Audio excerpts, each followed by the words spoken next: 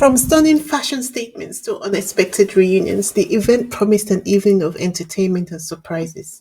Little did we know the real bombshell will come from the unlikeliest of sources, the host himself, Joe Coy.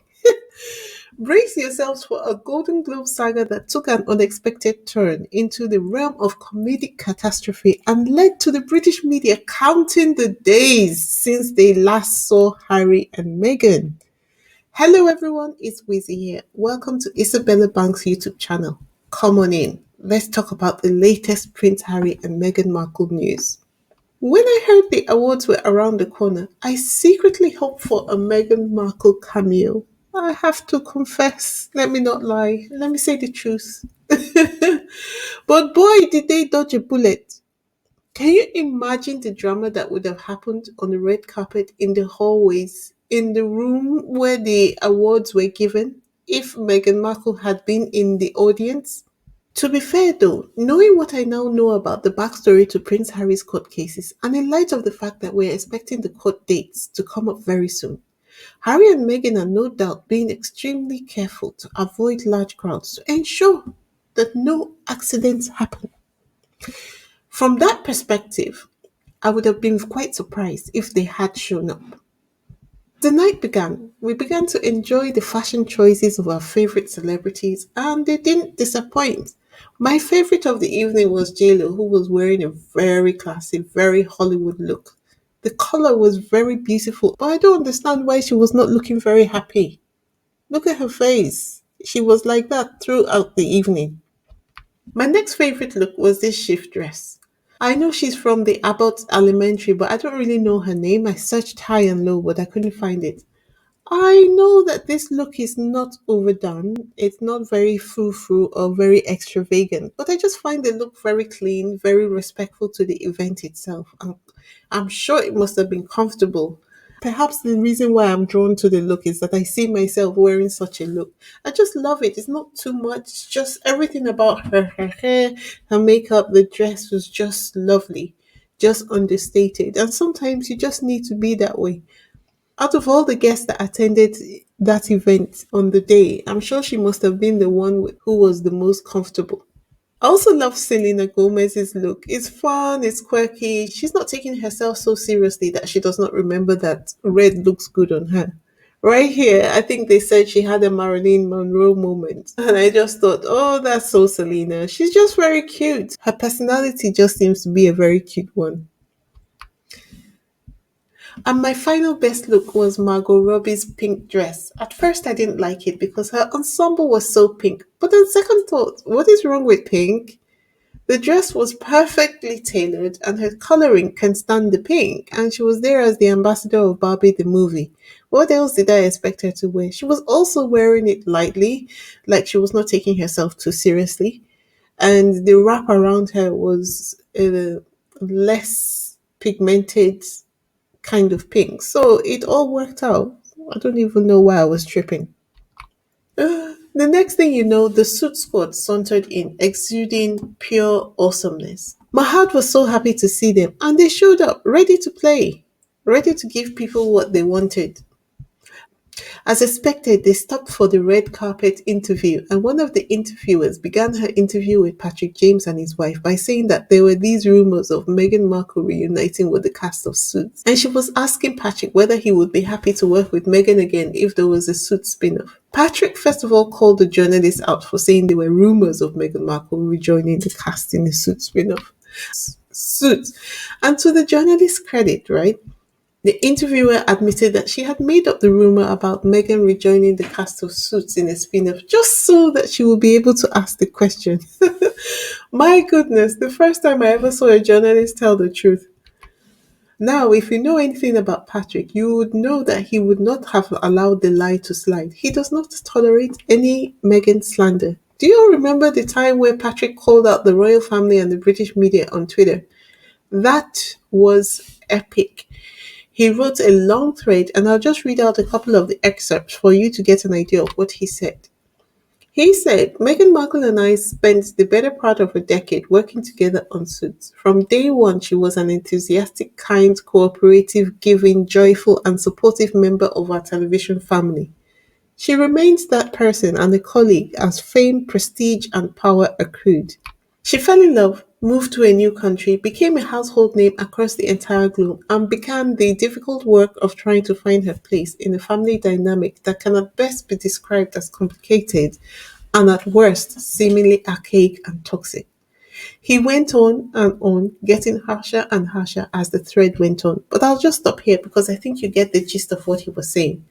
When I tell you that his tweets caused an uproar on Twitter, you would not believe it. The British journalist wept for days and it was glorious. Before we continue, if you have not subscribed, please go ahead to subscribe to my channel. We are almost at 2,000 subscribers. We only need 13 to cross over. Can we do that with this video, please? Thank you to everyone who subscribed and rides with me on each video I upload. Don't forget to hit the like button and the notification bell so you know when next I upload my next video. Continuing on, when Gina Torres joined the red carpet, instead of focusing on her stellar achievements, the interviewer tried to coax a Meghan mention. Torres responded like the pro she is. She said, "We don't have her number. She'll watch." My goodness, the security on the cast is tighter than Harry's security detail. The reporters must have been so frustrated because the Suits cast refused to give the journalist anything. Don't you just love how the cast are so relaxed and talented and protective of each other? It really is like a family. I feel a bit sad for Megan though, because I'm sure she would have loved to be there to meet up with the people she had worked with for so long. But I guess I love that they remain loyal and protective of her. Because the journalists tried their hardest to get a soundbite, which would sound like a negative exclusive they could trend with, but it didn't work. I'm sure that's the main reason why Megan didn't come to the Golden Globes, because she didn't want to overshadow the entire event and the cast's opportunity to shine as well. As the event rolled on, I went about my business, only to discover Joe Coy had set the internet ablaze with his Golden Globes monologue.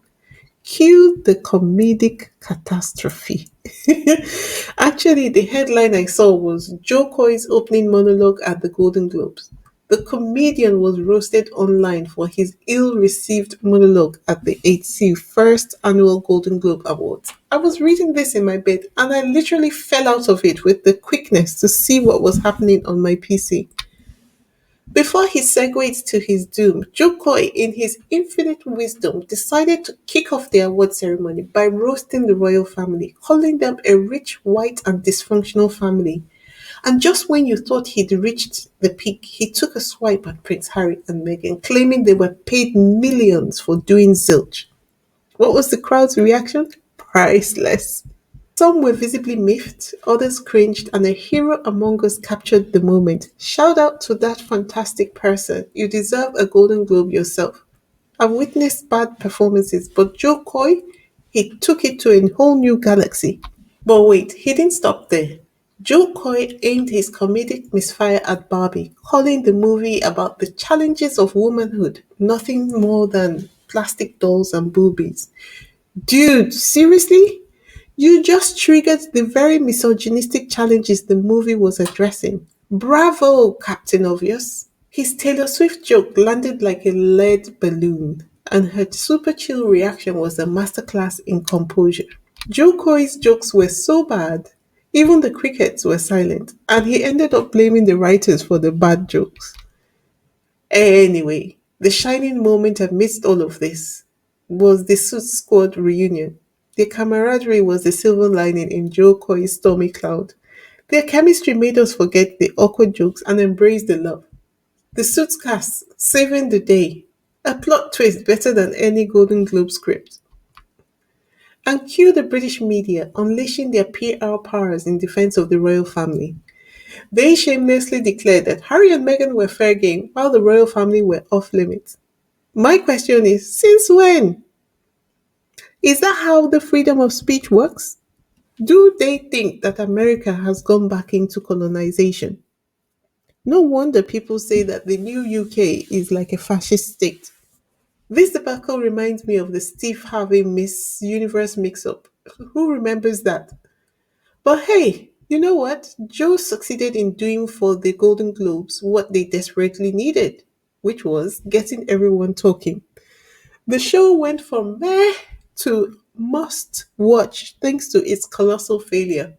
Whoever thought of that was a genius. That is, if someone thought of it.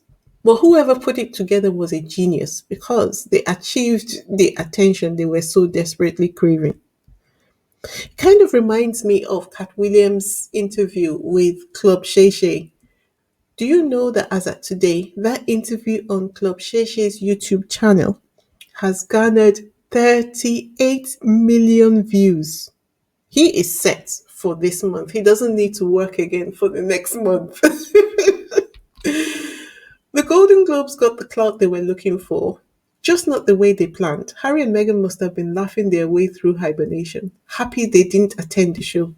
As we have seen, the media has taken advantage of the bad joke situation and used it as a way of attacking Harry and Meghan as usual, ignoring the Prince Andrew scandal. Their reaction to the nasty jokes, though, makes me think that the whole thing was a setup and the powers that be are trying to infiltrate America to corrupt the narrative about Harry and Meghan on a big stage so that they can turn as many people against Harry and Meghan as possible in one stroke. But they eventually admitted in a roundabout fashion that they miss Harry and Meghan, and they have now taken to counting the days since they last saw them. I say you can't have it both ways. When they're out, you ask them to go away. Now that they're away, you say, "What are you doing?" Mind your business and let them mind theirs. Another way of saying it is, dear media, imagine this is a game of hide and seek, right? Let them hide and you seek another headline. How about that? Part of me wants to see Harry and Meghan, but I'm glad that they're hibernating at the moment. The pressure of being them must be a lot. Besides, I'm sure they're working hard on their projects, and when they're ready to share the results, they will step back into the spotlight. What are you guys' thoughts about it all? Leave your comments in the comment section below. Until next time, it's Wheezy signing off. Bye.